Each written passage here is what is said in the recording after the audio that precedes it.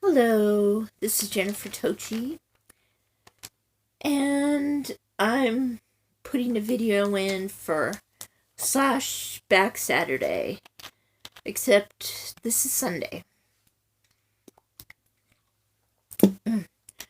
Sorry I'm doing that, but I'm just getting over being sick and spending a lot of time in bed. So, sorry, Horror Man. But I'm doing this on Sunday.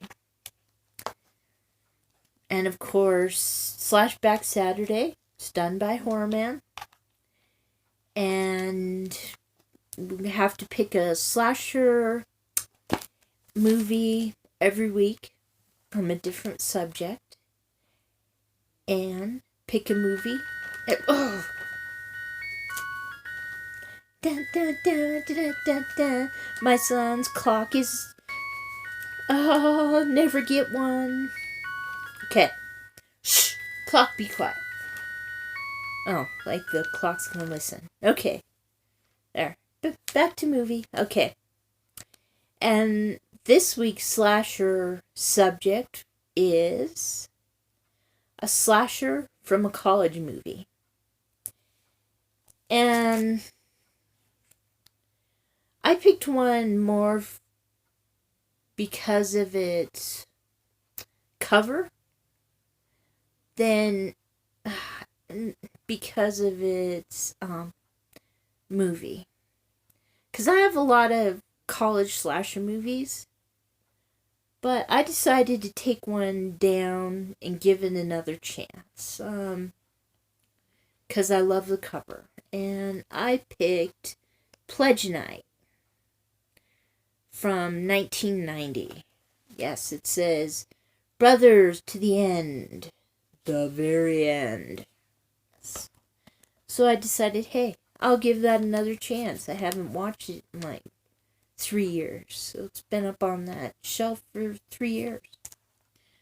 I'm reorganizing everything, so I'm finding all my videos, and Horror Man is making me want to watch some movies I haven't watched too. So, and this week's was college, so I wore a festive Revenge of the Nerds shirt today. And I picked the 1990 movie Pledge Night, and I just showed you it. Duh. I'm getting over being sick. Come on. Directed by Paul Ziller, who looks like I'm not really familiar with him, but it looks like he also directed Jingle Around the Clock, Snakehead Terror, and Yeti, Curse of the Snow Demon. Never watched any of those movies, but Jingle Around the Clock sounds like a movie I'd like. Or would it remind me of that clock on my wall? I did not pick out that clock. Yeps. Okay, just letting you know that. I said to my son, pick any clock you want. Okay. And back to the movie. Darn it, I will try to stay on subject. It stars Todd Eastland. What was his name? Larry Bonner, who plays Larry Bonner. Joey Belladonna, and Will Kemp, who in this movie plays Acid Sid, which should give you a little hint of why he's the killer. And the movie starts with the Phi fraternity going through Hell Week. And this was in the late 60s that it starts. And one of the guys named Sid, they're trying to scare him because he's trying to get in the just my gosh, trying to get into Phi Up. And instead of being dumped into something that is harmless, they accidentally put acid in a big tub. I don't know how somebody could accidentally put acid in there, but hey, it's a movie where a guy comes to life 20 years later.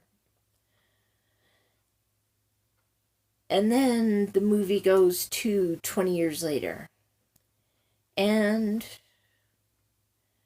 6 new people are going through trying to get into Phi Up. Sorry, I need to take a drink. My voice is going out on me, sorry.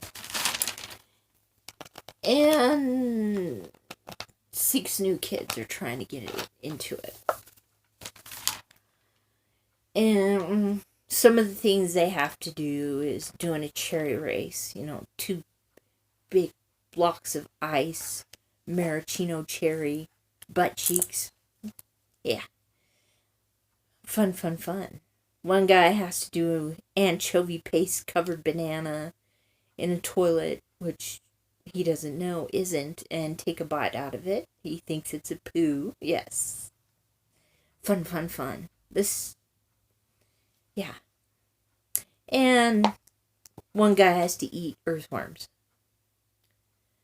Now that one I don't find so scary, because who hasn't when they're a young kid, when one of your cousins triple dog dares you to eat an earthworm, you haven't done it. Okay, maybe I'm a little weird. I ate one. Yes. It was gross, but don't double dog dare me to do something. I will. Okay. Back to movie. Gosh darn it. Hey, this is my first day out of bed. Okay. And they're trying to get into that place, and they're doing all these horrible stuff, and all the way through the movie, they have a crazy brother who's already in Phi Up, who is supposed to be crazy. His name's Dan, and he's constantly laughing and scaring the crap out of everybody in there. Is he really crazy, or is he not? Okay, and you see, at the start of the movies, kind of slow, you don't really see any action or anything. But when the killing starts, the killing is good. I think anyway. Okay. Dan, the crazy guy, starts killing people. Takes screwdrivers, puts it in people's backs. Little stuff like that. And all of a sudden, Acid Sid rips out of Dan. And that's who's been doing the killing, is Acid Sid. And one of the scenes that I like is a hand coming out of the toilet while somebody's sitting on the toilet. And you see the hand down there. Thank goodness you don't see any other parts except the hand. Because really, I don't want to see what happens to the guy who's sitting on the toilet.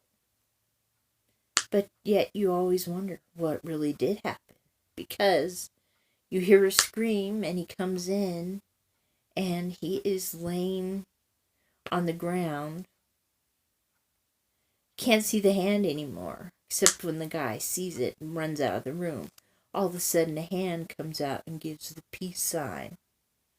Ooh, the 60s. Didn't Acid Sid get dumped into the acid in the 60s? And no, not the drug. Silly. Then some other good ones are Death by Blender. electrocution by radio in the bathtub. Screwdrivers, I already said, in the back. And a wonderful scene of sticking a cherry bomb up a guy's butt. And then lighting it to come off.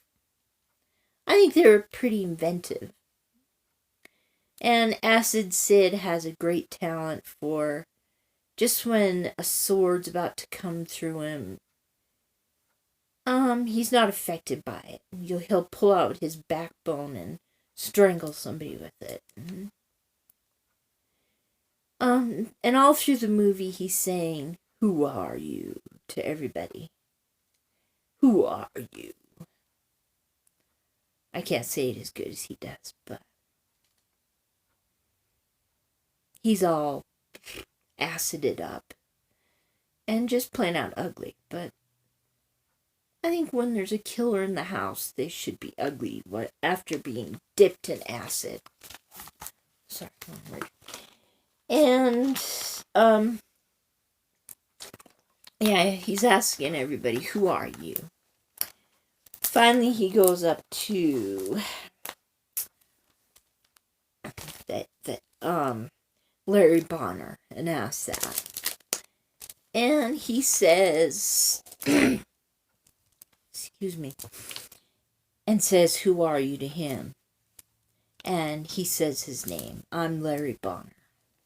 And he says, "I just wanted to say hello," and disappears. So, is that the end of Sid or not? Guess which movie I watched last night. Okay, and so Acid Sid disappears. Everybody's happy. Hooray, hooray, hooray. And Larry's okay. And just everything's great. But in those movies, all of a sudden you come up and you see the main fraternity guy. I said it right. Or paternity, whatever. And he's about to shove a sword through a guy's bed. He's sitting under it and says, "Out of sight." Because, he came from the 60s, so he has to say that. Yeah, so that's the movie I picked for Slashback Saturday. Sorry it is on Sunday. And if you saw Damone attack the tank, he's trying to tell me he's hungry. Yeah. So, yes, that's Damone. So if you watch this video, thank you for watching it. And hopefully I will get Slashback Saturday next week through on a Saturday. Bye-bye.